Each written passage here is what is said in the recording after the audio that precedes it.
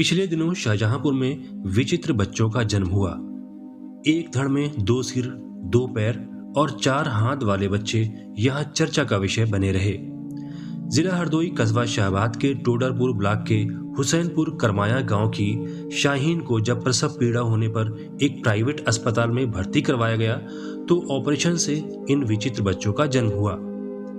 प्राचीन काल से ऐसे विचित्र बच्चे पैदा होते आ रहे हैं जिन्हें देखकर लोग दांतों तले उंगलियां दबा लेते हैं। हम अपने आसपास अलग अलग तरह के लोगों को देखते रहते हैं जो आकार, आकृति और रंग आदि में भिन्नता रखते हैं। आपने देखा होगा कि कुछ लोग लंबे होते हैं और कुछ तो हद से ज्यादा लंबे। कुछ लोग छोटे होते हैं और कुछ लोग इतने छोटे होते हैं कि उनका नाम Guinness book of world record तक में दर्ज हो जाता है। मर्दों की दाढ़ी तो सभी ने देखी होगी, लेकिन कभी कभी औरतों की भी दाढ़ी मूछें हो सकती हैं। कभी कभी किसी की गर्दन इतनी लंबी हो जाती है कि लोगों का केंद्र बिंदु बन जाती है। ये सब हमारी आनुवंशिक विविधता और जीन म्यूटेशन पर निर्भर होता है। कुछ लोग जीन विकार के कारण 6 वर्ष की उम्र में ही 60 साल के बूढ़े नजर आने लगते हैं और कुछ लोगों का 22 साल की उम्र में भी 7 साल के बच्चे का शरीर बना रहता है। कुछ लोगों का पूरा शरीर बंदरों की तरह बालों से घिरा हो सकता है और कुछ का शरीर मछली की तरह भी हो सकता है। और हाँ, ऐसे लोग मछली की तरह पानी के बिना नहीं रह सकते। दोस्तों, ये दुनिया बड़ी निराली है। यहाँ कुछ बच्चे ऐसे पैदा होते हैं जिनकी 2 की जगह केवल 1 आंख होती है। जरा सोचिए, जिस घर में ऐसा बच्चा पैदा होता होगा वहां कितना डर का माहौल होगा। और तो और हमारे आसपास कुछ बच्चे ऐसे भी पैदा होते हैं जो किसी एलियंस की तरह दिखते हैं। कहने का मतलब यह है कि हमारे आसपास कुछ बच्चे ऐसे भी पैदा हो सकते हैं जिनकी बनावट हमारी सोच से परे हो। ये सब किसी आनुवंशिक व्याधि से जीन में हुए किसी बड़े बदलाव की वजह से होता है जो किसी जेनेटिक डिजीज का रूप ले लेता है। यानी ये माता पिता से जन्म प्राप्त कोई दोष होता है। हम जानते हैं कि जीवों में नर के शुक्राणु यानी स्पर्म तथा स्त्री की अंडकोश का यानी एग सेल के संयोग से संतान की उत्पत्ति होती है। शुक्राणु और अंडकोश का दोनों में केंद्र सूत्र रहते हैं। इन क्रोमोसोम्स में स्थित जीन के स्वभाव अनुसार संतान के मानसिक और शारीरिक गुण और दोष निश्चित होते हैं।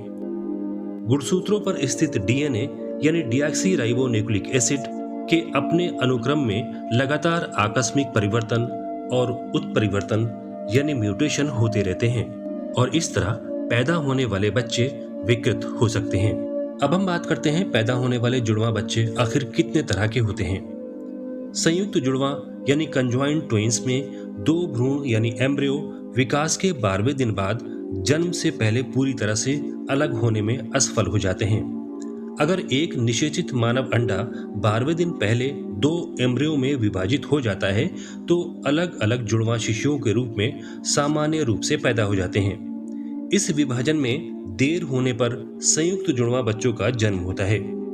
अपने जुड़े होने के आधार पर ये बच्चे कई तरह के हो सकते हैं। थुरैकोपेगस संयुक्त जुड़वा में से 40% बच्चे छाती से जुड़े होते हैं। इन जुड़वा बच्चों में हमेशा एक दिल होता है। ओम्फेलोपेगस में पेट से जुड़े जुड़वा बच्चे पैदा होते हैं। 34% संयुक्त जुड़वा इस प्रकार के होते हैं जिनमें जिगर और पाचन तंत्र जुड़े होते हैं। पायरोपेगस 18% होते हैं जो कमर से आपस में जुड़े होते हैं। इनमें पाचन तंत्र के निचले भाग या सेक्स ऑर्गन्स आपस में जुड़े होते हैं। इस्चियोपेगस प्रकार के बच्चे पेल्विस या रीढ़ के निचले हिस्से से जुड़े होते हैं। इनमें अधिकतर शरीर का निचला हिस्सा जुड़ा होता है। इनके 4 हाथ होते हैं लेकिन पैर 2 या 4 हो सकते हैं। इनकी संख्या 6% हो सकती है। क्रैनियोपेगस 2% होते हैं। ये सिर से आपस में जुड़े होते हैं और इनका मस्तिष्क यानी ब्रेन एक होता है। परजीवी जुड़वा यानी पैरासिटिक ट्विंस भी पैदा होते हैं। इनमें एक जुड़वा अन्य की तुलना में काफी छोटा होता है और अपने अस्तित्व के लिए बड़े पर निर्भर रहता है।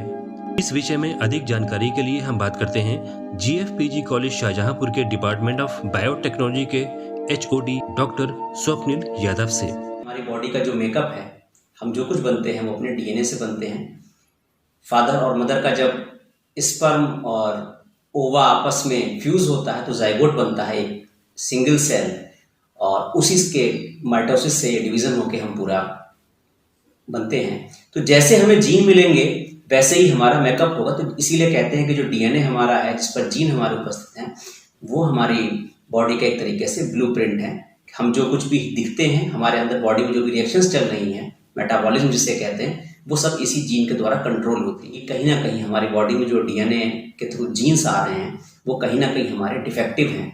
डिफेक्ट से मतलब इस तरीके से होता है कि जैसे हमारे पास अगर एक बल्ब है और वो रोशनी दे रहा है तो वो जीन सही है, और अगर कोई बल्ब फ्यूज है तो वो हमारे कमरे में रोशनी नहीं होगी।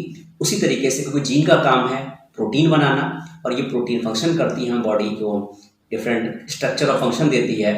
तो जब प्रोटीन ही हमारी बॉडी में नहीं बनेगी उससे रिलेटेड, तो हमारी बॉडी में वो काम जो है वो नहीं होगा, और वही तरीके से रोग का कारण बनता है। जहाँ होमोजाइगोटिक ट्विंस की बात है, जो बिल्कुल एग्जैक्ट होते हैं, एक जैसे होते हैं, उस केस में जो कारण है वो ये है कि जब एम्ब्रियो टूटता है फीमेल में, तो उसका आधा पार्ट एक अलग बच्चे को बनाता है, आधा पार्ट एक अलग बच्चे को बनाता है। तो अगर वो जाइगोट पूरी तरीके से टूट नहीं पाया है या कोई और भी जेनेटिक रीज़न है, तो उसकी वजह से जो दो बच्चे अलग अलग बनते हैं वो अक्सर जुड़े हुए रह जाते हैं, क्योंकि जो उनका ओरिजिन हुआ है वो एक ही जाइगोट के टूटने की वजह से हुआ है। लेकिन आने वाले समय में मुझे उम्मीद है कि जैसे कि अब हम मॉलिक्यूलर डायग्नोसिस की तरफ बढ़ चुके हैं। आपने सुना होगा कोरोना काल में RT-PCR का बहुत यूज किया जा रहा है, जो अभी तक कुछ ही रिसर्च सेंटर्स में अवेलेबल होता था, खासतौर से प्लांट्स के केस में किया जाता था। आज हम उसमें एनिमल्स केस में आ चुके हैं, हम ह्यूमन्स उसको कर रहे हैं RT-PCR को। इस तरीके से PCR टेक्निक के थ्रू भविष्य में हम इस तरह के जेनेटिक डिसऑर्डर्स या और मॉलिक्यूलर डायग्नोस्टिक्स की और भी टेक्निक हैं, उनका यूज़ करके बच्चों के जन्म से पहले ही हम ये देख सकते हैं कि उनके कोई जेनेटिक डिसऑर्डर तो नहीं है। आपको हमारे चैनल का ये एपिसोड कैसा लगा और आगे आप किन विषयों को देखना चाहते हैं, हमें कमेंट बॉक्स में ज़रूर बताएं। अगर आपको चैनल पसंद आया हो तो इसे सब्सक्राइब, लाइक और शेयर ज़रूर करें, ताकि हम ज्ञान विज्ञान की रोचक जानकारियां इसी तरह आप तक पहुंचाते रहें। अब एक सवाल आपके ज्ञानवर्धन के लिए, क्या आप बता सकते हैं कि यह चित्र किसका है? ये चित्र साल 2005 में बिहार के अरारिया गांव में पैदा हुई बच्ची का है, जिसके 4 हाथ और 4 पैर थे। आस्था स्वरूप इसका नाम लक्ष्मी रखा गया।